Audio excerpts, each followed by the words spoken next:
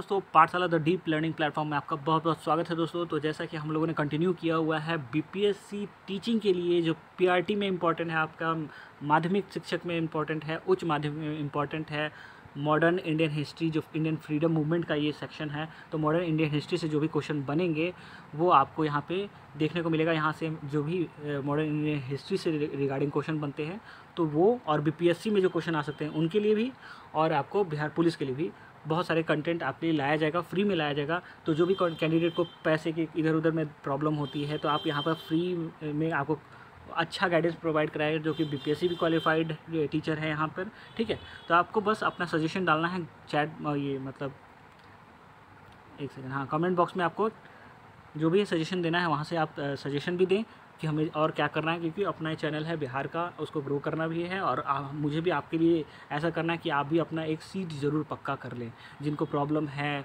जो महिलाएं हैं, जो स्टूडेंट युवा जो है प्रॉब्लम जिनको है, कोई अच्छे कोर्स नहीं ले पा रहे हैं, उनके लिए एकदम ऑथेंटिक आपको जगह भी बताया जाएगा, कैसे कैसे पढ़ना है उसके हिसाब से भी। ठीक है, और जो आपको जीएस वाले सेक्शन के रिगार्डिंग तो कम से कम आपको इतना इंश्योर कर दिया जाएगा कि आप कर सकते हैं अच्छे से। ठीक है, तो बस चैनल के साथ जुड़े रहें। बहुत सारे कंटेंट आपको ऐसे ऐसे टॉपिक जो आएंगे जो आपको दिक्कत होती है याद करने में, उनको भी आपको याद कराने के लिए जो है ट्रिक वगैरह स्टार्ट किया जाएगा। ठीक है, और करंट मेरे लिए आपका जो है ना वो बहुत ही स्पेशल रहेगा, क्योंकि करंट में मास्टरिंग है। यहाँ से जो है करंट में आपको दिक्कत नहीं होगी, आपको वहाँ भी ट्रिक आपको दिखाई देगा कि 50 से 60% आप वीडियो देखेंगे तो आपको बस याद हो जाएगा। तो सिर्फ चैनल के साथ आपको बने रहना है। जो भी स्टूडेंट अभी जुड़ रहे हैं, नए हैं, पुराने वीडियो को जाके देख लें। उसके बाद से इसको कंप्लीट करने के बाद 2 से 3 दिन को प्रीवियस ईयर को इसको ख़त्म कर दिया जाएगा। उसके बाद से जो पैटर्न वे में आपको टॉपिक वाइज सब चीज़ को कराया जाएगा। ठीक है, तो चैनल के साथ ज़रूर से ज़रूर ज्वाइन हो जाएं। ठीक है, चलिए अब आते हैं, हम लोगों ने 35 क्वेश्चन कर लिए थे, 36 क्वेश्चन में आते हैं। देखते हैं निम्नलिखित में से कौन सा कथन सही है। चलिए पढ़ते हैं स्टेटमेंट और देखते हैं। ये देखिए, 1857 में दरभंगा, डुमराव और हटवा के महाराजों और उनके साथी जमींदारों ने आदमी तथा पैसे से अंग्रेजों की हेल्प की थी, जो है ना, सपोर्ट जो ये लोग किए थे ना। तो ये क्वेश्चन, ये जो पहला ही स्टेटमेंट है ना, यही आपको सही जाएगा, क्योंकि ना ज़मींदारों जितने ये जो थे ना यहाँ के जितने भी, तो इसको आप डीडीएच से याद कर सकते हैं। कैसे? डीडीएच से, मनी से और मैन पावर से। मनी भी का सपोर्ट किए थे ये लोग और आदमी का भी सपोर्ट किए थे, ताकि जो जितने भी ये आंदोलन उभर रहे थे उनको दबाने में मदद की जा सके। अंग्रेज़ों का साथ दिए थे इन लोगों ने। तो डी से हो गया डुमराव, डी से हो गया दरभंगा और एच से हो गया आपका हटवा। डीडीएच सपोर्ट किए थे, याद रखिएगा। डीडीएच ने सपोर्ट किया था, पैसे से भी और मैन पावर से भी, याद रख लीजिएगा। चलिए अब आगे बढ़ते हैं। इसको यहाँ ऑप्शन में भी देख सकते हैं, यहाँ पे देख लीजिए। ठीक है, ये ऑप्शन वही था। ठीक है, तो डीडीएच करके याद कर लेंगे, आपको याद हो जाएगा। 37 क्वेश्चन देखते हैं। ये देख सकते हैं इसमें, ये 1857 विद्रोह से बिहार का कौन सा भाग अप्रभावित रहा था। हाँ, ये भी क्वेश्चन ना आपको 2-3 तरह से पूछा जाता है कि कौन सा प्रभावित रहा था, वो भी पूछा जा सकता है बिहार के रिस्पेक्ट में। तो ये मोस्ट इंपॉर्टेंट क्वेश्चन है, टिक कर लेंगे अपना, टिक कर लेंगे इसको। ठीक है, तो ये देखिए दानापुर में तो हुआ ही था, वहाँ पे जो सैनिक विद्रोह किए थे उसके बाद ही तो आरा आके कुंवर सिंह से अपना लीडरशिप मांगे थे, है ना। तो ये था, आरा हो गया आपका, पटना तो था ही पीर अली जी, ठीक है, और मुजफ्फरपुर। तो ये 4 हो गए। मुंगेर नहीं होगा, यहाँ पे मुंगेर नहीं है, काट देंगे इसको। और यही आपका आंसर है। 1857 के विद्रोह के दौरान बिहार में आरा, दानापुर, पटना, मुजफ्फरपुर और शाहाबाद विद्रोह के प्रमुख केंद्र थे। ठीक है, पटना में पीर अली जो है पुस्तक विक्रेता थे, ये भी पूछा जाता है फैक्ट के हिसाब से कि कौन जो पटना से लीड कौन किया था, तो वो थे पीर अली, जो कि वो क्या थे, पुस्तक विक्रेता। आपको तोड़ के ये भी पूछ सकता है कि पीर अली क्या थे, व्यवसाय के तौर पे वो क्या थे, मतलब क्या चलाते थे, तो पुस्तक विक्रेता थे वो, और पीर अली ने ही लीड किया था। ठीक है, तो यहाँ से ना एक बार ये भी क्वेश्चन आ सकता है और आ जाता भी है ये भी, कि कौन पहले हुआ था। तो बिहार के क्षेत्र में आप ना एक ट्रिक से हिसाब से इसको याद रख सकते हैं, RPMJ। देखिए RPMJ, RPM का मतलब समझते हैं ना, अगर आपने थोड़ा पढ़ा होगा साइंस में, तो RPM होता है रेवोल्यूशन पर मिनट, होता है ना। तो वहाँ से आप देख सकते हैं, इसको घूमने से रिलेटेड है। आपने बहुत मेरी पुरानी वीडियो में भी जो भी देखा है, 2 क्लासेस है, उसमें भी कहीं कहीं मैंने ट्रिक्स बताया है। अभी जो टॉपिक आएगा ना स्पेशल अलग अलग, जो इंडियन हिस्ट्री का हो गया, इसमें भी हो गया आपको बीपीएससी के रिगार्डिंग, चाहे कोई भी बिहार का एग्जामिनेशन हो, चाहे बाहर का भी कोई भी एग्जामिनेशन हो, आपको बहुत सारे जो हिस्ट्रीज में भी प्रॉब्लम आती है ट्रिक से आपको वहाँ पे सॉल्व कराया जाएगा। और आपको कहाँ कहाँ प्रॉब्लम आती है वो भी बता दिया कीजिए। करंट तो आपको देखिएगा, करंट आपको जस्ट स्टार्ट करने वाले हैं कुछ दिनों में, आपको जनवरी से करंट आपको मिल जाएगा जो कि ट्रिक पे बेस्ड होगा। लगभग आपको 60% 70% क्वेश्चन आपको याद करा दिया जाएगा वीडियो के देखते ही के साथ। तो चैनल के साथ बिल्कुल बिल्कुल जुड़ जाइए, अपना बिहार का चैनल है, मिलके ग्रो करना है। आपके लिए भी हम पूरी शिद्दत से काम करेंगे कि आप भी अपना एक पोस्ट, एक सीट रिज़र्व कर लें, बिहार पुलिस में हो, चाहे बिहार टीचिंग में हो, चाहे बीपीएससी में हो। ठीक है, चलिए ठीक है। आरपीएम से देखिए, अब यहाँ से आर से निकालते हैं तो रोहिणी में, बोलते हैं ना बिहार में सबसे पहला कहाँ पे हुआ था, तो रोहिणी हुआ था ना, जो अब देवघर हो गया है। ठीक है, तो रोहिणी, फिर पटना, फिर मुजफ्फरपुर और फिर जगदीशपुर। ठीक है, यहीं से आपको याद रख लेना है।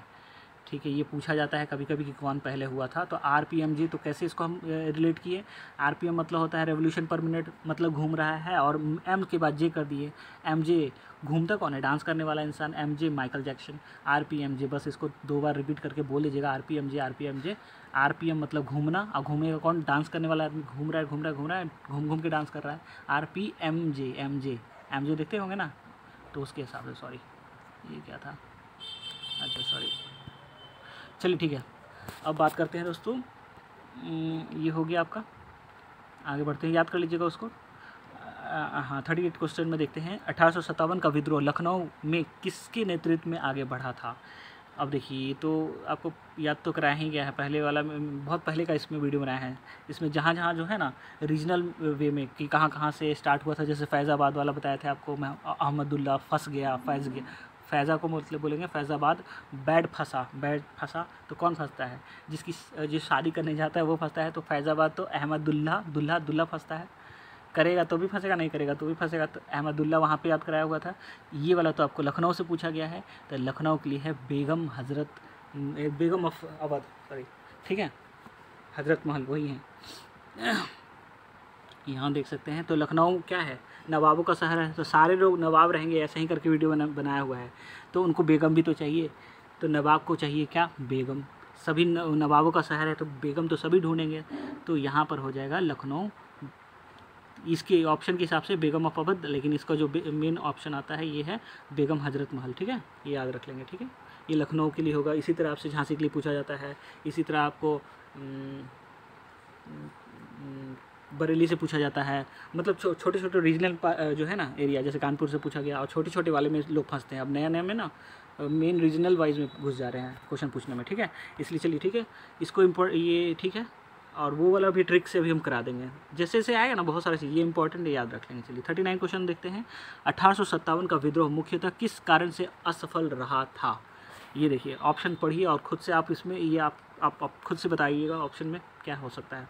हिंदू मुस्लिम एकता की कमी, किसी सामान्य योजना, और इसको पूरा पढ़ना जरूरी है। ठीक है, किसी सामान्य योजना और केंद्रीय संगठन की कमी, और यहाँ आइए, इसके प्रभाव का सीमित क्षेत्र होना, या जमींदारों की सहभागिता। अगर ना ये ऑप्शन लिखने उखने टाइप का होता है ना, तब आप यहाँ पे ना बहुत सारे आप इसको दिखा सकते थे कि इसका कारण क्या था। मुख्यतः बोला ना, मुख्यतः, कारण तो बहुत हो जाएंगे, लेकिन ये बोला क्या है, मुख्यतः। तो सही मायने जो मुख्य कारण रहा इसका है, ये जो चारों कारण सही हैं लगभग। हिंदू मुस्लिम एकता की कहीं कहीं आपको देखने को मिला था, नहीं ये इसको नहीं बोलेंगे, सॉरी। किसी सामान्य योजना की केंद्रीय संगठन की कमी, ये मुख्य कारण था, क्योंकि ये ना ब्रॉड वे में फैला ही नहीं। ठीक है, तो एक ये हो गया। दूसरा ये भी क्वेश्चन, ये भी सही है, इसका प्रभाव सीमित क्षेत्र में था, पूरे भारत में नहीं हो के पूरा सीमित क्षेत्र में था। ठीक है, और जमींदार का सहभागिता तो था ही नहीं, लगभग ब्रिटिश को वो सपोर्ट कर रहे थे। तो ये है, तो मुख्यतः तो वो हो गया कि वो एक ऑर्गेनाइज वे में नहीं चले थे, इसलिए ऐसा हो गया कि जल्द से जल्द वो काउंटर कर लिया गया इनके द्वारा। ठीक है, तो यहाँ पे इसमें अब ज़्यादा कुछ देखने लायक नहीं है, इस वाले को लगभग ठीक है।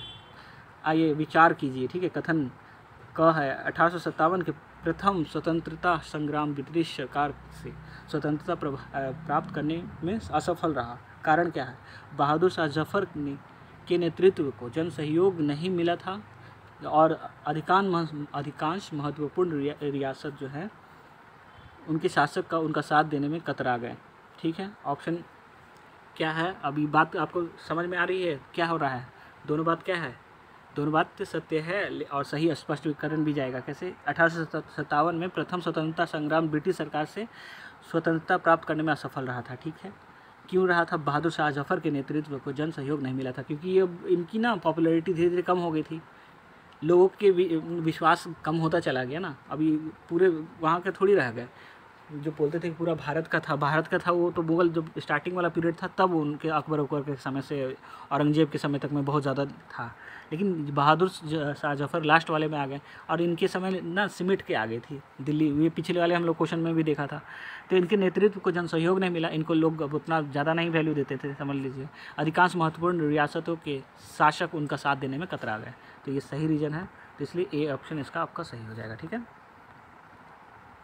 हाँ, यहाँ से ये देख सकते हैं, ये फैक्ट आपके लिए ठीक है। अवध तथा रोहिलखंड तथा अन्य उत्तरी भारत के सामंतवादी तत्वों ने विद्रोह का नेतृत्व किया और दूसरी ओर अन्य सामंतवादी तत्व यथा पटियाला, जिंद, ग्वालियर व हैदराबाद के राजाओं ने इस विद्रोह का दमन करने में सहायता किया। किसका? ब्रिटिश का साथ दे दिया ये लोग। तो ये पूछा जाता है कि ग्वालियर हैदराबाद वाला तो आपसे दिखा जाता है, पटियाला जिंद भी है, ग्वालियर हैदराबाद के साथ पटियाला जिंद। संकट के समय कैनिंग ने कहा था, यदि सिंधिया भी विद्रोह में शामिल हो जाए तो मुझे कल ही बिस्तर गोल करना होगा। देखिए, ये स्टेटमेंट में पूछा जाता है कि कौन कहा था, तो ये देख सकते हैं, लेकिन ये बीपीएससी के लिए इंपॉर्टेंट है, उसके आप लोग के लिए नहीं ज़्यादा। ठीक है, बीपीएससी वाले इस चीज़ को ध्यान रखेंगे। महारानी विक्टोरिया ने भारतीय प्रशासन को ब्रिटिश ताज के नियंत्रण में लेने की घोषणा कब की थी? ये देखिए, ये ऑप्शन के हिसाब से आइए, तो कब की थी? तो जैसे ही वो 1857 का विद्रोह स्टार्ट हुआ, उसको दमन करने में लगभग 1 साल लोग को लग ही गया है ना, लगभग। तो यहाँ पे 1 नवंबर 58 में देखिए, 1857 की क्रांति के दमन के पश्चात 1 नवंबर 1858 को महारानी विक्टोरिया ने भारतीय प्रशासन को ब्रिटिश ताज के नियंत्रण में लेने की घोषणा कर दी थी। तो घोषणा कब हुआ था? 1 नवंबर 1858 को, याद रखेंगे। ठीक है, ठीक। इस घोषणा के बाद भारत में कंपनी के शासन को समाप्त कर दिया गया। यहीं से चेंज होता है ना, पहले वाले वीडियो में हम लोगों ने बात किया है इसको लेकर, है ना। वाइसराय भी चेंज हुए हैं ना, वाइसरायशिप स्टार्ट हो गया। गवर्नर जनरल जो सिस्टम चलता था कि गवर्नर जनरल ऑफ इंडिया कौन लास्ट रहे, तो आपको कैनिंग कनिंग है, तो वही विद्रोह का दमन किया, इसलिए और वो वहीं पर चेंज हुआ। तो यहाँ पर कंपनी का अधिकार ख़त्म हो गया, कंपनी का नियंत्रण पूरी तरह, ताज का नियंत्रण ख़त्म हो गया है ना, कंपनी जो था, हाँ। और वहाँ पे कहाँ पे चला गया? ब्रिटिश क्राउन पे चला गया, मतलब ब्रिटिश सरकार के हाथों में चला गया। हाँ, इस घोषणा के बाद भारत में कंपनी के शासन खत्म हो गया, सीधे ब्रिटिश क्राउन को अधीन कर लिया गया इसके। ठीक है, एक भारतीय मंत्री और सचिव तथा 15 सदस्य वाली इंडियन काउंसिल की स्थापना की गई थी। ये भी पूछा जा सकता है कि इंडियन काउंसिल की स्थापना कब हुई? तत्कालीन गवर्नर जनरल ऑफ जो है इंडिया, लॉर्ड कैनिंग को ही भारत का प्रथम वायसराय भी बना दिया गया था। ठीक है, चलिए अब बात करते हैं 1857 के विद्रोह के बाद ब्रिटिश सरकार ने सिपाहियों का इन प्रांतों से चयन किया। किस प्रांतों से चयन किया? यहाँ देखिए, गोरखा, सिख और पंजाबी। जीएसपी याद रखेंगे, जीएसपी या जीपीएस। ठीक है, जीपीएस आपके लिए इजी हो जाएगा ना। तो अंग्रेज जब टैलेंटेड है ना, तो सबसे पहले काम जीपीएस का यही ना यूज़ कर सकते हैं। हम लोग तो उतना उस समय तो नहीं ग्रो किए हुए थे, इसलिए तो वो लोग राज करने लग गए थे ना। तो अंग्रेज जीपीएस यूज कर रहे थे।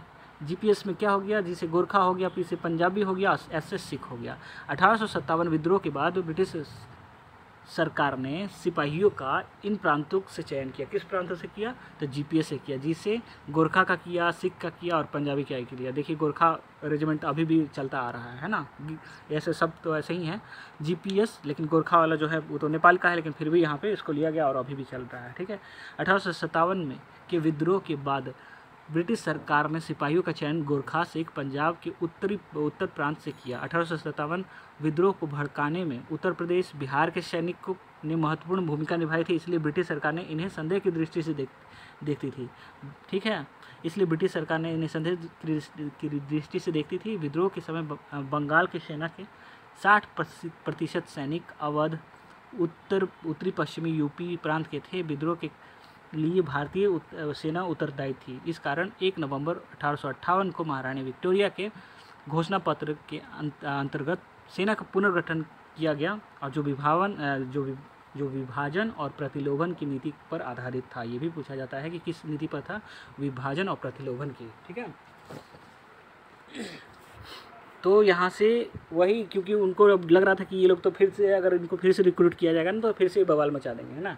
तो बवाल मचाने से बचने के लिए नया लोग पे भरोसा किया जाए, थोड़ा सा जीपीएस पे भरोसा किया जाए। जीपीएस, गुरखा, पंजाबी और एस से आपका हो गया सिख, याद रखेंगे। सिंध नहीं, सिख याद रखेंगे।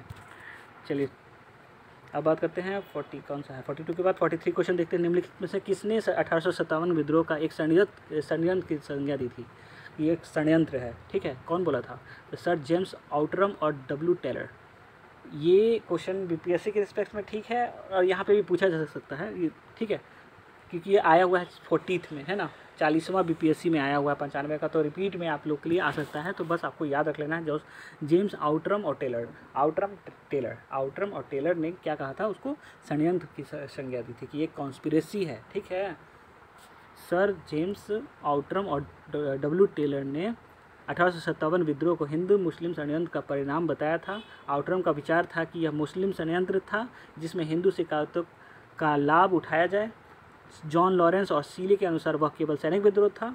ये भी पूछा जाता है कि सिपाही म्यूटिनी जो है वो किसके अनुसार है, तो सीले के अनुसार और लॉरेंस के अनुसार यह एक सिपाही म्यूटिनी था, सैनिक विद्रोह था।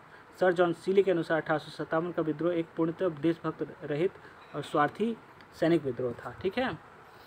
इसको लेकर बहुत सारे मत हैं, है ना, कि 1857 क्या था, क्यों था, कैसे था, है ना।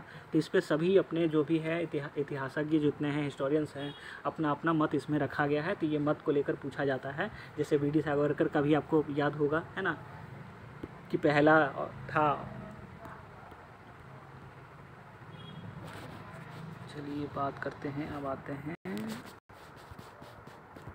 44 क्वेश्चन। अब आते हैं इसमें 44 क्वेश्चन में देख सकते हैं, निम्नलिखित में से कौन सा आयोग 1857 के विद्रोह दमन के बाद भारतीय फौज का नव संगठन के लिए संबंधित है।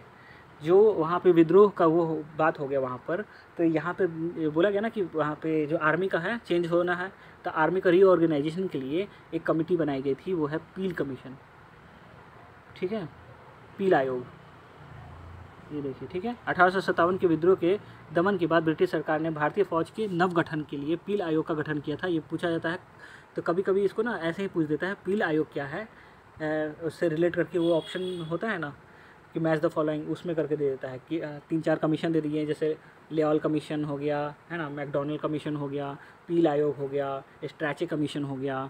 तो ये किस से रिलेटेड है ना, स्ट्रैचे, इसी तरह, ठीक है। फेमैन, ये सब जो बताया फेमैन कमीशन का था, ठीक है।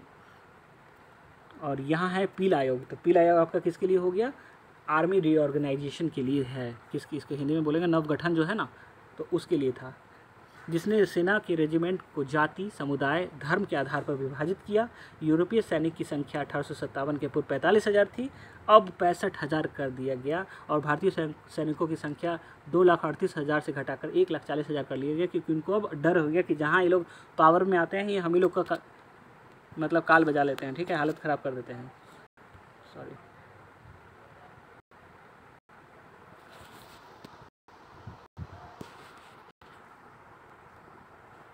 तो बात करते हैं यहाँ पे देख लिए, तो यूरोपीय सैनिकों का भारतीय सैनिकों में 1 और 2 का अनुपात रखा गया, ठीक है। तो ये चीज़ हमें याद रखना है कि कितना का अनुपात है। एक पील आयोग 1858 में बना है ये, ठीक है। पील आयोग किससे रिलेटेड है, आर्मी का रीऑर्गेनाइजेशन से रिलेटेड है।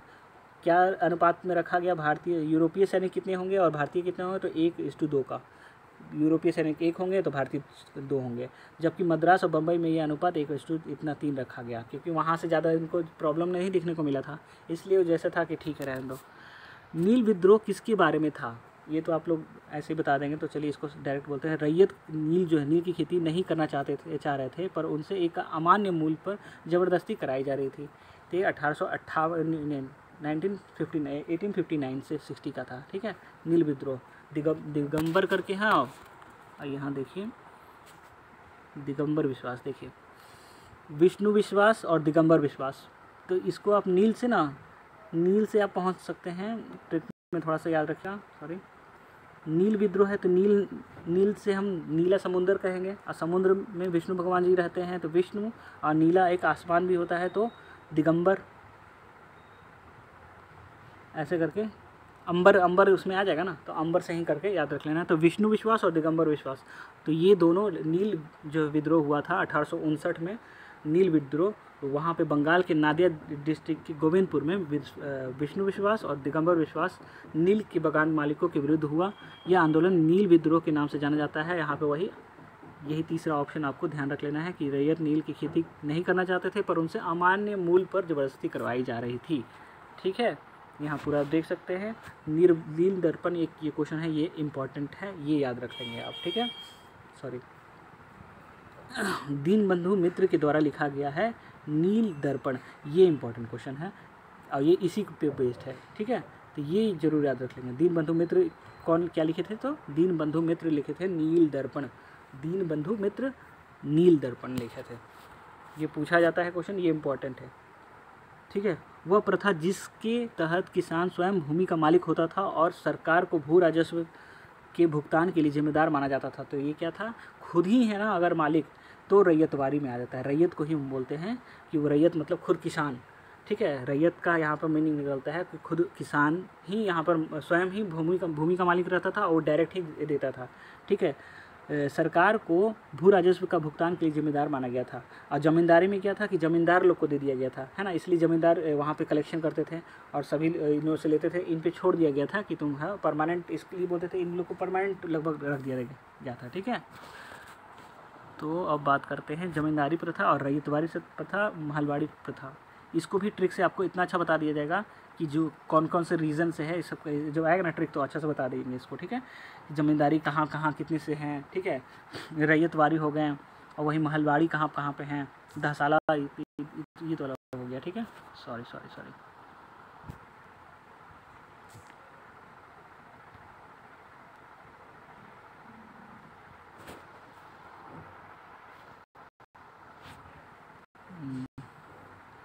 चलिए ठीक है, बात करते हैं ये क्या है। रैयतवारी प्रथा के अंतर्गत किसान स्वयं भूमि का मालिक होता है और सरकार को भू राजस्व का भुगतान जिम्मेदार माना जाता है। ठीक है, खुद ही रहता है।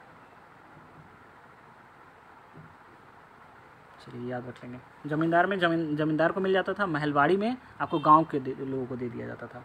ठीक है, चलिए बात करते हैं नील कृषि की दुर्दशा पर लिखी गई नील दर्पण। जो नील कृषकों की दुर्दशा हो गई थी, कहाँ पे हुई थी, अभी हम लोगों ने जस्ट बात किया 1859 में नील विद्रोह जो हुआ, तो वहाँ 1859 से 60 के बीच का हम वो पीरियड लेते हैं। तो नील दर्पण लिखा गया, इसमें दुर्दशा दिखाई गई नील कृषकों की। तो ये लिखा गया है किसके द्वारा, अभी हम लोगों ने पढ़ा था, दीनबंधु मित्र ने। ठीक है, तो इसको याद रख लेंगे, दीनबंधु मित्र, सॉरी, दीनबंधु मित्र, नील दर्पण। पागलपंथ, ये भी आपको ट्रिक वगैरह सब बहुत अच्छे से, हम जो मेरा पहले एक ना सबसे बहुत पहले वाला इसमें वीडियो है ट्रिक वाला, इसको उसी में करवाया गया है कि जितने भी ऑर्गेनाइजेशन हैं आपको याद नहीं होते हैं ना, उसको सब ट्रिक से बताया गया था। तो पागलपंथ है ना, पागलपंथ है, तो जिसके ना इसको से रिलेट कराया गया था कि पागल है ना, तो वो जिसके कर्म खराब है तो लोग बोलते हैं अरे खराब, कर्म खराब है पागल हो गया, कर्म खराब है पागल हो गया, ऐसा करके है। और टिप है तो टीपू करके भी है, इसमें दो नाम आते हैं यहाँ पर। ठीक है, तो पागल पंथ था, पानी था ऐसे करके, इसको चलिए आपको बाद में दिखा देंगे इसको, लेकिन अभी इस ऑप्शन के हिसाब से जाते हैं तो कर्म सा। ठीक है, जिसके कर्म खराब है वो पागल है। पागल पंथ एक अर्ध धार्मिक संप्रदाय था। एक तो ये आपको फैक्ट के हिसाब से ऐसे याद रख लेना है, जिसे उत्तर बंगाल में करम शाह ने चलाया था। करम शाह के पुत्र उत्तराधिकारी टीपू, देखिए जैसे अभी हम लोग ना टीपू, इसको भी हम अच्छा से आपको बता देंगे। ठीक है, धार्मिक तथा राजनीतिक उद्देश्यों के प्रेरित था। उसने जमींदारों के द्वारा जो टेनेंट हैं मुजारों पर किए गए अत्याचारों के विरुद्ध आंदोलन किया। 1825 में टीपू ने शेरपुर पर अधिकार कर लिया और राजा बन बैठा। वह इतना शक्तिशाली हो गया कि स्वतंत्र सत्ता का प्रयोग करने लगा और प्रशासन को चलाने के लिए उसने एक न्यायाधीश और एक मजिस्ट्रेट और एक कलेक्टर की नियुक्ति कर ली। तो ये क्या है, एक अर्ध धार्मिक संप्रदाय की तरह था। चलाया स्टार्ट कौन किया था, करम शाह, उसके बाद इनका पुत्र आया क्या है, टीपू। तो ये दोनों ऑप्शन कभी कभी आपको देखने को मिल जाते हैं। कहाँ पे था, तो उत्तरी बंगाल में। ठीक है, चलिए अब आते हैं फराजी कौन थे। फराजी कौन थे, देखिए यहाँ पे आ गया ये देखिए फराजी, इससे एक क्वेश्चन बनता है कि फराजी मूवमेंट के वो अनुयायी मतलब कौन है, तो हाजी शरीयतुल्लाह। देखिए फराजी है ना, तो एक ना यहाँ पे आप ट्रिक से ध्यान रखेंगे, सफ़र करके इंग्लिश में करके सफ़र करके याद रखेंगे। दो जगह इसका बात आता है, फराजी से एक दो और चीज़ है यहाँ पर, आपको वो भी याद हो जाएगा, ये भी ध्यान में आ जाएगा। तो वो जब आएगा ना ट्रिक वाला तो उसमें हम आपको बता देंगे। तो फराजी को एफ से याद रखेंगे, एक सेकंड, फर सफ़र, तो हमको स ढूंढना है, तो शरीयतुल्लाह, ठीक है, हाजी शरीयतुल्लाह है ना, उनको फराजी कौन थे, तो हाजी शरीयतुल्लाह के अनुयायी, ठीक है। फराजी लोग बंगाल के फरीदपुर के हाजी शरीयतुल्लाह द्वारा चलाए गए संप्रदाय के अनुयायी थे।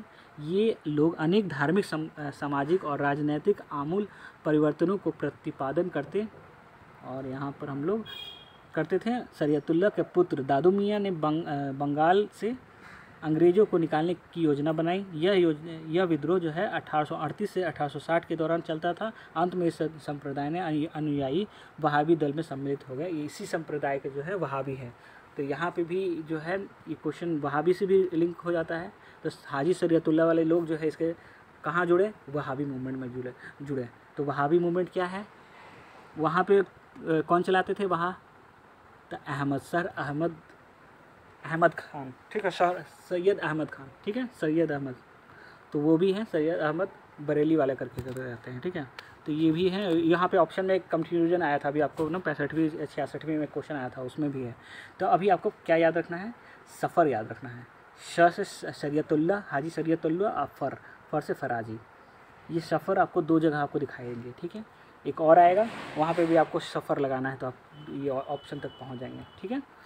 फराजी आंदोलन की शुरुआत किसने की थी, फिर से ऑप्शन रिपीट हुआ, क्वेश्चन रिपीट हुआ, 64वीं में आया दोबारा, हाजी शरीयतुल्लाह, ठीक है।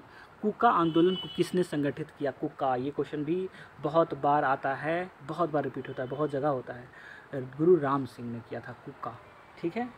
कुका आंदोलन किसने संगठित किया, तो गुरु राम सिंह। इस सारे को ना, जितना है सब आंदोलन हो गए, जितना आपको INC से पहले के आंदोलन हो गए, सारे का इतना एकदम मक्खन वाला ट्रिक है कि मज़ा आ जाएगा आपको।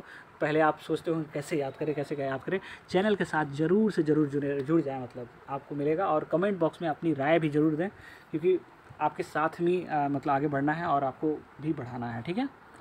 चलिए, कुका आंदोलन क्या हो गया यहाँ पे, गुरु राम सिंह। कुका आंदोलन वहाबी आंदोलन से बहुत कुछ मिलता जुलता था। दोनों धार्मिक आंदोलनों के रूप आरंभ हुए, किंतु बाद में ये राजनीतिक आंदोलन के रूप में परिवर्तित हो गए, जिसका सामान्य उद्देश्य अंग्रेज़ों को देश से बाहर निकालना था। इन लोग मतलब पहले तो स्टार्टिंग में ऐसे ही रहा, इन लोग का धार्मिक आंदोलन की तरह लोग मिलते जुलते थे। फिर अपने में चर्चा करते करते नहीं हो जाता है कि हम लोग ये बात को कैसे फैलाएं, जबकि अंग्रेज़ भी अपना उधर क्रिश्चियनिटी फैलाने में लग गए ही थे, है ना। तो इनको भी लगा कि यार डिस्टर्बेंस कर रहे हैं, है ना। तो इन लोग को सबसे पहले तो काम यही है कि पहले देश से इनको ही भगाया जाए। तो इन लोग का धार्मिक आंदोलन धीरे धीरे कन्वर्ट हो गया इनको भगाने के आंदोलन में, ठीक है। तो पॉलिटिकल हो गया, तो जिनका सामान्य उद्देश्य अंग्रेज़ों को देश से बाहर निकालना था। पश्चिमी पंजाब में कुका आंदोलन की शुरुआत हुई थी।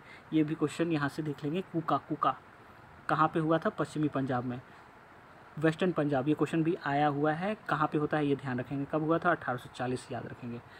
भगत जवाहर मल द्वारा की गई थी, जिसके मुख्य सियान साहब के द्वारा से पुकारा जाता था, ठीक है। गुरु राम सिंह ने कुका आंदोलन को संगठित किया था तथा जुझारू बनाया था, इसलिए इनका नाम यहाँ पे दिखाई दे रहा है। ये मेरे बहुत पहले ट्रिक वाली वीडियो में आपको भगत जवाहर मल, इनका इसमें है कि कुकर में हम लोग चढ़ाए हुए हैं, है ना, तो उससे रिलेटेड है। यहाँ पर भगत जवाहर मल करके है यहाँ पे, ये आपको बता देंगे, ट्रिक से है, एक बार ध्यान इस पर लाना होगा, ठीक है। तो अगर वो नहीं दिया है तो गुरु राम सिंह होगा, और कौन ने स्टार्ट किया था, तो भगत जवाहर मल ने स्टार्ट किया था। चलिए ठीक है, बात करते हैं अब 1875 की दक्कन के दंगों का तात्कालिक कारण क्या था। जो दक्कन में दंगे हुए थे, ये क्वेश्चन, तो वहाँ पे क्या था, महाजनों के द्वारा ऊंची ब्याज ली जाती थी ना, तो उसके में ही ये लोग में हो गया था। कैसे, तो दक्कन विद्रोह के अनेक कारण थे, जैसे महाजनों द्वारा ऊंची ब्याज दर, कृषकों को स्थायी रूप से कर्जदार होना, भू राजस्व की ऊंची ब्याज दर, कृषकों की अशिक्षा और गरीबी के कारण उनके खेत, घर आदि गिरवी रख कर ऋण पत्र पर उनसे हस्ताक्षर करवा लिया गया। न्याय व्यवस्था की जटिल एवं खर्चीली प्रणाली के कारण किसानों को अपना हितों की रक्षा करने में विफलता हुई। इसी परिस्थिति में 1875 के अकाल ने कृषकों को ऋण शोधन क्षमता को पूरी तरह से ख़त्म कर दिया। दूसरी तरफ भूमि के मूल्यों में गिरावट के कारण साहूकार ऋणों की वसूली में शीघ्रता करने लगे। ठीक है, जल्द से जल्द ऋण ऐसे लेते हैं। ठीक है, इस तरह महाजनों के द्वारा ऊंची ब्याज दर पर वसूली दक्कन विद्रोह का तात्कालिक कारण बना। मतलब वो तो चल ही रहा था, बहुत परेशानी तो चल ही रहा था, लेकिन तात्कालिक कारण मतलब जस्ट में होने वाला कि तुरंत ये लोग ने बढ़ा दिया ना, तो अभी लोग को लगा कि नहीं अब ये अति हो गया, अब हम लोग को करना होगा। तो दक्कन विद्रोह में ऑप्शन आता है कि कब हुआ था, तो 1875। ये आपको मैच द फॉलोइंग में करके भी आ जाएगा। और क्यों हुआ था, तो यहाँ से आप देख सकते हैं महाजनों द्वारा ऊँची जो है ब्याज की दरें को वसूली करने के लिए मुझे हुआ था, तो इसमें ये कारण बन गया था कि तुरंत वहाँ पे विद्रोह हो गया था। ठीक है, बात करते हैं महाराष्ट्र में रामोसी कृषक जत्था किसने स्थापित किया। ये सब बहुत इंपॉर्टेंट है, जितने भी ऑर्गेनाइजेशन से रिलेटेड चीज़ें हैं बहुत इंपॉर्टेंट है ये सब। तो इसलिए इन सबों का ना एक कलेक्शन आपको सामने करके कि सारे को एक ही साथ में आपको याद करवा दिया जाएगा। अभी तो आप देख लीजिए कि कौन कौन इंपॉर्टेंट है उसके हिसाब से, क्योंकि ये सब जो आया हुआ है ना उसको तो आपको ज़रूर करके जाना है। जितने भी बिहार प्राइमरी शिक्षक हो गए, ये हो गए माध्यमिक हो गए, आपको उच्च माध्यमिक हो गए। ठीक है, अब बीपीएससी में तो ये सब करके जाना ही जाना है, कभी बहुत बार रिपीट हो जाता है क्वेश्चन। ठीक है, तो कौन हो गया यहाँ पे देख सकते हैं, तो वासुदेव बलवंत फड़के। ये भी क्वेश्चन अब बहुत बार है, 94 का है ना, ये क्वेश्चन आपको बहुत जगह मिल जाएगा, बहुत बार मिल जाएगा। ठीक है, महाराष्ट्र में रामोसी कृषक जत्था किसके द्वारा स्थापित की गई है। आरंभिक क्रांतिकारियों में अग्रगण्य वासुदेव बलवंत फड़के जो हैं 1845 से 83 में बम्बई प्रेसिडेंसी की रामोसी जनजाति की लोगों को संगठित करके इसे प्रशिक्षित लड़ाकू बल में परिवर्तित कर दिया गया। ठीक है, और इन्हें काला पानी की सजा दी गई तथा 1853 में आमरण अनशन की इनकी मृत्यु हो गई। ठीक है, आपस में ये सब लड़े पकड़े हो गए और बाद में इनको आमरण अनशन पे बैठे हैं, सबके सब निपट गए। ठीक है, तो यही तो था, अंग्रेज को यही सब ना गुस्सा सबके अंदर फूटते रहता था। तो अब सबको लगा कि फिर से अब कुछ तरीके से अब आंदोलन करना होगा, तरीके से कोई एक ऑर्गेनाइजेशन रखना होगा जो ना हम लोग की बातें उसको सुने और वहाँ से हो। इसलिए आईएनसी वगैरह वहाँ पे स्टार्ट होना शुरू हुआ। वहाँ पे मतलब लोग सोचना स्टार्ट किए कि हमें दूसरा तरीका भी अपनाना पड़ेगा। ठीक है, तो यहाँ पे रामोसी कृषक जो है ये देख सकते हैं कि क्या है, ये किसने किया था, तो वासुदेव बलवंत फड़के। रामोसी विद्रोह सही रूप में किस भौगोलिक इलाके में हुआ था, अभी हम लोगों ने देखा, तो ये पश्चिमी घाट के अराउंड में हुआ था। ठीक है, कैसे, यहाँ बॉम्बे प्रेसिडेंसी के है ना, तो बॉम्बे प्रेसिडेंसी वहाँ कहाँ पे चला जाता है, यहाँ पे आप अगर इसको देखते हैं भारत के क्षेत्र को देखते हैं तो ये ऐसे आता है ना, बॉम्बे यहाँ पे आ जाता है। भारत को पूरा अगर देखते हैं तो इस साइड का आपका क्षेत्र क्या हो जा रहा है, भौगोलिक क्षेत्र में ये हो जाता है आपका पश्चिमी घाट। ठीक है, पश्चिमी घाट के रहने वाले रामोसी जाति हैं तो कि लोग 1822 में अपने नेता सरदार चित्तूर सिंह के नेतृत्व में और रामोसी विद्रोह किया। रामोसी के सतारा के आसपास लूटपाट किया। इससे जुड़े हुए लोग में ये थे। ठीक है, देखिए यहाँ पे आपको ना कभी कभी कन्फ्यूजन होएगा, कुछ चीज़ें होता है ना कि उनसे जो रिलेटेड जो इंसान होते हैं ना उनको लिख देता है कभी कभी, और कोई जब स्टार्ट किया रहता है उनसे उनको नहीं देकर जो रिलेटेड है उनको दे देता है। तो ना बिहार में यही है बीपीएससी में कि आपको ना रिलेटेड वाले भी इंसान को यहाँ याद रखना होगा, कौन फाउंडर मेंबर में थे और कौन से लोग मेंबर में होते, कौन फाउंड किए थे और कौन फाउंडर मेंबर में थे साथ में, मतलब दोनों चीज़ का आपको ध्यान रखना होगा। ठीक है, चलिए ठीक है, तो यहाँ से आपने देख लिया रामोसी। अच्छा ठीक है, वगैरह विद्रोह कहाँ हुआ था, तो यह हुआ था बड़ौदा में। ये 56वीं में आया हुआ है। वगैरह विद्रोह जो है 1818 में अंग्रेज सरकार के विरुद्ध में किया गया। वगैरह विद्रोह बड़ौदा में हुआ था। बड़ौदा के गायकवाड़ों ने अंग्रेजी सेना की सहायता से वगैरह से अधिक कर एकत्र करने का प्रयत्न किया, जिसके परिणाम स्वरूप वगैरह सरदारों ने विद्रोह कर दिया। 1818 और 19 के मध्य में क्या हुआ कि अंग्रेज प्रदेशों पर आक्रमण किया और वहाँ विद्रोह 1820 में आसपास समाप्त हो गया। ठीक है, चलिए बात करते हैं अब यहाँ पे 56 मानव बलि प्रथा का निषेध करने के कारण अंग्रेजों के विरुद्ध विद्रोह करने वाली जनजाति का नाम क्या था। ये था खोंड जाति। इन लोगों में प्रसिद्ध था, क्या प्रसिद्ध था, मानव बलि प्रथा। और इसका क्या किया, तो देखिए अंग्रेज़ के आने का बहुत सारा चीज़ यहाँ पे चेंजेस भी हुआ, इसलिए भी डिबेट का कारण बनता है कि उनके आने से क्या क्या यहाँ पे भारत में सही में कुछ चेंजेस हमें देखने को मिले थे क्या। तो बहुत लोग बोलते हैं हाँ ना, लेकिन सही मायने में हाँ, इस चीज़ को आप खंडित नहीं कर सकते हैं कि इनके आने से बहुत सारे सोशल स्ट्रक्चर में चेंजेस आए, जैसे कि सती प्रथा का कानून जो लाया गया एबॉलिश करने के लिए, है ना, 1829 में। तो ये नहीं होते तो चीज़ें सही में पॉसिबल नहीं हो पाती। बहुत सारी चीज़ें हुई, है ना, इनके चलते। विडो रीमैरेज एक्ट वगैरह पास हुआ। स्टूडेंट जो है टीचर लड़कियों के पढ़ने में भी इन लोगों ने योगदान दिया। बहुत सारा चीज़ रहा। ट्रेन की फैसिलिटीज़ जो आई, भले ही उन लोगों ने वहाँ पे मतलब वो ड्रेन ऑफ वेल्थ के पर्पज़ से लाया गया था, लेकिन बाद में तो फिर भारतीयों को फ़ायदा हुआ। तो बहुत सारा चीज़ से सही मायने में उनके रहने से भी बहुत सारा चीज़ यहाँ पे सोशल स्ट्रक्चर, बहुत सारा चीज़ों में हमें फ़ायदा हुआ था। तो खोंड जाति ने के लोग तमिलनाडु से लेकर बंगाल और मध्य भारत तक फैले विस्तृत पहाड़ी क्षेत्र में रहते थे। पहाड़ी क्षेत्र में होने के कारण वे वस्तुतः स्वतंत्र थे, अपने हिसाब से काम करते थे। इस तरह तो बहुत सारे रहे थे, जब आए थे तो बहुत सारे जो है ना आदिवासी रहते थे। तो उनके भी क्षेत्र में इन लोगों ने दखल लेना शुरू कर लिया कि हाँ, हमें जैसे कि जंगल से हमें वृक्ष लेना है, पेड़ पौधे, फ्रूट्स वगैरह, तो सब पे अधिकार इनको भी चाहिए। रॉ मटेरियल चाहिए, पेड़ चाहिए, तो वहाँ से इनको हट खदेड़ना तो पड़ेगा। तो इसलिए ये लोग घुसे भी उस चीज़ में। और वहाँ पे जब घुसे तो ये सब जैसे बहुत सारी चीज़ें देखने को मिला। ये सब जैसे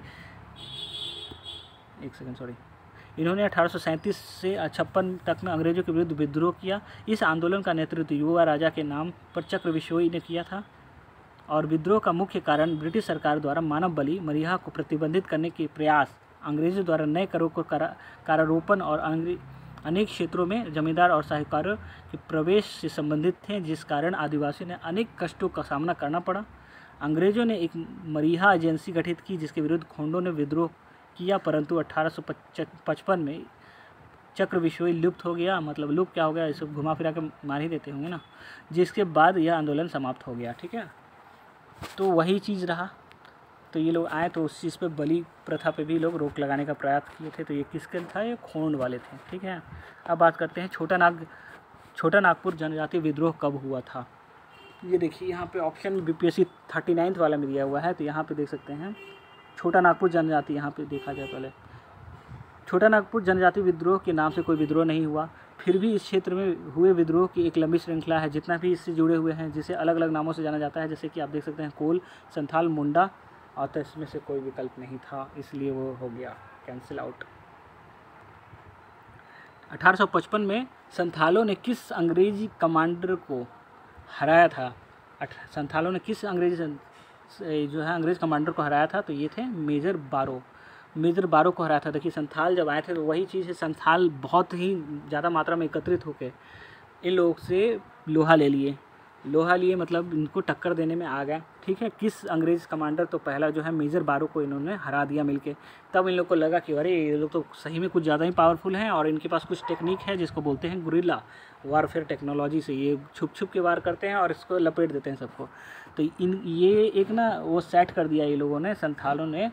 तो इसके बाद आप देखते हैं बिरसा मूवमेंट जो होता है, तो ये सब चीज़ें बहुत पॉपुलर थी उन लोगों के बीच में भी। तो कैसे हमको करना है, लोगों को एकत्रित कैसे करना है, भगवान का सहारा कैसे लेना है, तो संथाल विद्रोह से सीख कर ही वहाँ पे बिरसा मूवमेंट भी आपको देखने को मिलेगा कि वहाँ पे आपको रिजेम्बलेंस मिलेगा कि कैसे वहाँ पे भी बिरसा मुंडा ने लोगों को एकत्रित किया था। तो किस अंग्रेजी कमांडर को यहाँ हराया था, तो मेजर बारो को संथालों ने हराया था। ठीक है, 1855 में संथालों ने भागलपुर क्षेत्र की भोगनीडीह जो ताल्लुक में विद्रोह कर दिया।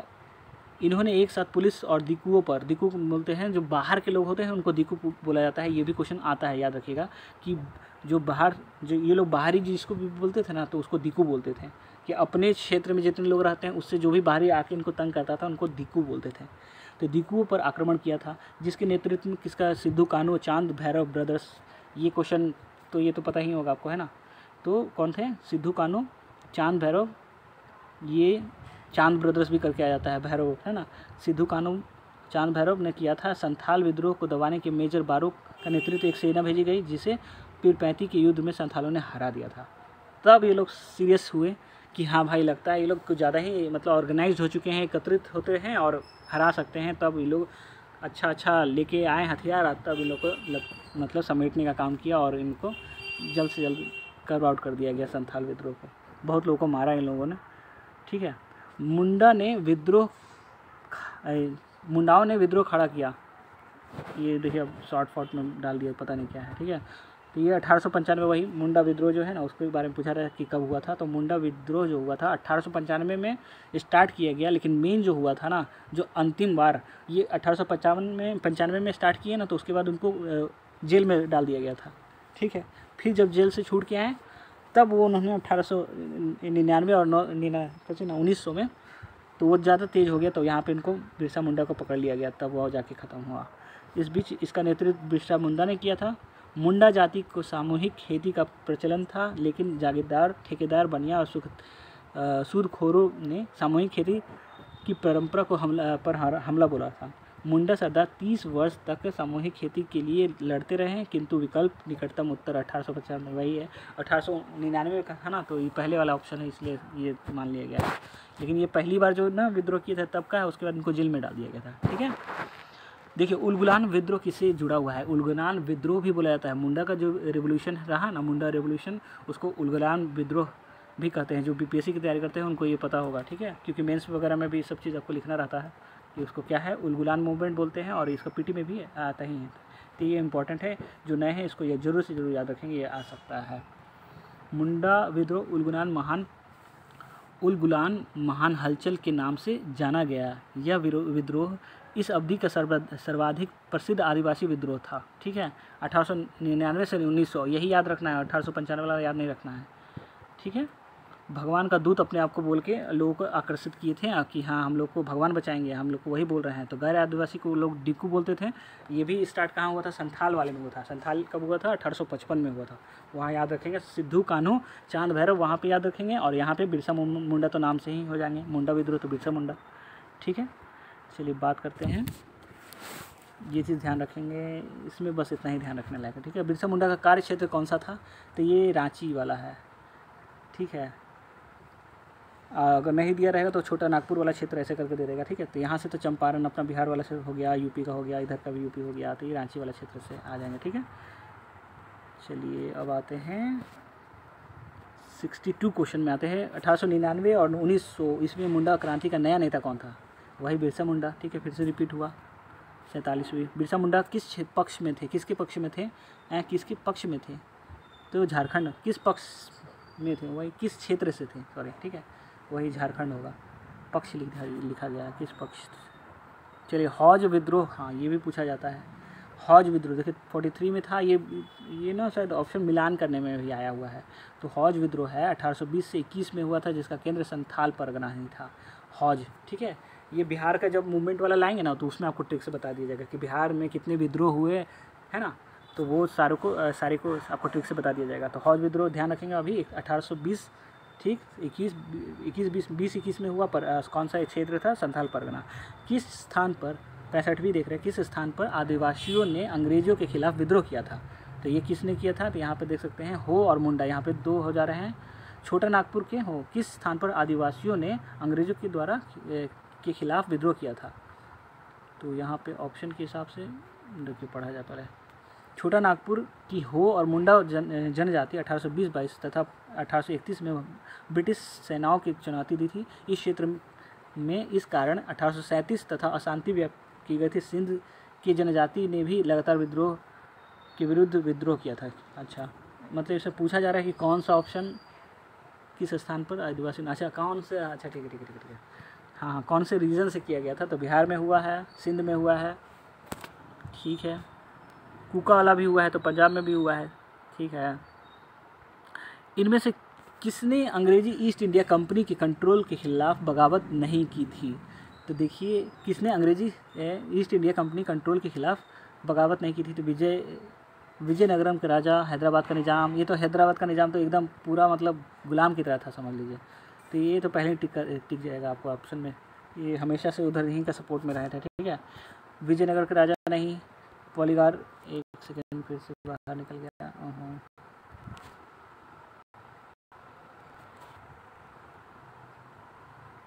ठीक है, तो ऑप्शन इसका बी हो गया, हैदराबाद का निज़ाम, याद रखेंगे। अब आते हैं लोग, ये सारे लोग इसके खिलाफ में रहे थे, लेकिन वो नहीं रहा था। ठीक है, अफगानिस्तान के प्रति आक्रामक नीति किस वायसराय ने अपनाई थी? तो देखिए 44 मिनट का वीडियो हो गया है। अब इसको 70 तक करके इसको छोड़ देते हैं, ठीक है। अफगानिस्तान के प्रति आक्रामक नीति किस वायसराय ने अपनाई थी? तो ये क्वेश्चन बहुत ही इंपॉर्टेंट है, बहुत ही ज़्यादा है। तो कौन है? Lord Lipton. याद रखेंगे 1876 में लॉर्ड लिप्टन के वायसरायशिप में जो हुआ बन कर आने पर अफगानिस्तान के प्रति अपनाई गई नीति को परिवर्तन किया और कुशल आक्रमणीयता से की नीति की स्थान पर क्या कर दिए? बोलो अग्रगामी नीति का अनुसरण होने लगा। 1878 में द्वितीय आंग्लो अफगान युद्ध जो शुरू हुआ, 1879 में गंडमक जो की है संधि की गई वहाँ पर, ठीक है। तो ये क्या बोला है? अफगानिस्तान के प्रति आक्रामक नीति किस वायसराय ने अपनाई थी? तो वो है लॉर्ड लिप्टन ने। याद रखें कब है? 1876 के बाद से जब ये आए तब वो यहाँ पे जैसा था वहाँ के बाद से ये आक्रामक वाला नीति अपना लिए, ठीक है। 1878 में वर्नाकुलर प्रेस एक्ट किसने रद्द किया? ये भी है। पहले लाया कौन? तो ये आपको ध्यान रहना होगा। लाए थे 78 के अराउंड में लिप्टन और ख़त्म कौन किया? तो ये आपको रिपन 1882 के अराउंड, ठीक है। 1882-81 के अराउंड में इन्होंने कि हाँ यहाँ पे देखिए 82 ही है। तो 1878 में वर्नाकुलर प्रेस एक्ट लाया गया था लिप्टन के द्वारा पे और रिपन के द्वारा पे इसको ख़त्म कर दिया गया था। याद रखेंगे। देखिए हाँ यहाँ पर देखिए लॉर्ड लिप्टन के कार्यकाल में 1876 से 80 के इनके दौरान में हुआ था 1878 में। इसका मतलब क्या है? इस अधिनियम को मुंह बंद करने वाला अधिनियम भी कहते हैं। जो है प्रेस एक्ट है ना, उस पर कंट्रोल लगा दिया गया था कि अब जो हम लोग बोलेंगे वही लिखना है और नहीं तो तुम लोग को बंद कर दिया जाता है। वही बोला जाता है मुंह बंद करने वाला अधिनियम इसको कहा गया।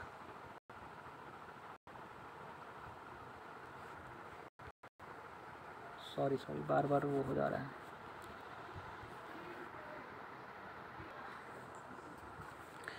इस अधिनियम का सबसे घिनौना पक्ष ये था कि इसके अनुसार देसी भाषा और अंग्रेजी भाषा के समाचार पत्रों में भेदभाव किया गया था। इसमें अपराधी को अपील करने का अधिकार नहीं था। इस एक्ट द्वारा जिला मजिस्ट्रेट को यह अधिकार था कि वह किसी भी भारतीय भाषा को समाचार पत्र को बॉन्ड पेपर पर हस्ताक्षर करवा ले कि वह कोई भी ऐसी सामग्री नहीं छापेगा जो सरकार के विरुद्ध हो। वही उसके विरुद्ध हम लोग नहीं जा सकते, ऐसा हो गया। कानून का विरोध करने वाला मुद्रणालय की जमानत को मजिस्ट्रेट द्वारा रद्द कर सकता था। इस अधिनियम के अधीन सोम प्रकाश, भारत मिहिर, ढाका प्रकाश सहचर अनेक समाचार पत्रों के विरुद्ध मामला दर्ज किया गया था, ठीक है। बात करते हैं 69 क्वेश्चन में स्थायी बंदोबस्त किसके साथ किया गया था? तो जमींदारों के साथ किया गया था। परमानेंट लैंड सेटलमेंट एक्ट यही वाला हो गया। तो इसको जमींदार भी बोलते हैं, जमींदारी सिस्टम भी बोलते हैं। हम लोगों ने इसको देखा था। तो अब हम लोग 70 क्वेश्चन में आते हैं। इसको देख लीजिएगा। लॉर्ड कॉर्नवालिस जो है यहाँ पे स्टार्ट किया गया है। ये सब एक पढ़ लेंगे आप, ठीक है। और बिहार में परमानेंट लैंड सेटलमेंट एक्ट जो है लागू करने का कारण था क्या? यहाँ से देख सकते हैं जमींदारों का ज़मीन पर अधिग्रहण न रहना, जमींदारों की ज़मीन पर वंश परंपरागत अधिकारों को स्वेच्छा से हस्तांतरित करने का अधिकार, भू राजस्व का अधिकार और भू राजस्व का राजस्व निर्णय करना और जमींदारों के प्रथा को निर्मूलन करना, ठीक है। यह 48वीं और 52वीं क्वेश्चन पे आया हुआ था। तो ऑप्शन इसका देख लेंगे, वही है, यहाँ से पढ़ लेंगे क्या है, भू राजस्व का राजस्व निर्णय करना। चलिए ठीक है, आज के लिए इतना ही। नेक्स्ट वीडियो में आपको साइंस वाला भी पार्ट कराया जाएगा। बहुत थोड़ा सा अभी हो गया है ज़्यादा, आप सजेशन ज़रूर दें क्या से क्या करना चाहिए, ठीक है। वीडियो थोड़ा सा अभी थोड़ा सा प्रॉब्लमेटिक हो रहा है, लेकिन इसको सुधार कर लिया जाएगा, ठीक है। चलिए चैनल के साथ ज़रूर से ज़रूर बने रहें। Thank you for watching. Like करें, सब्सक्राइब करें, शेयर ज़रूर करें, जुड़ जाएं चैनल के साथ सबसे पहली बार, ठीक है। Bye, thank you for watching.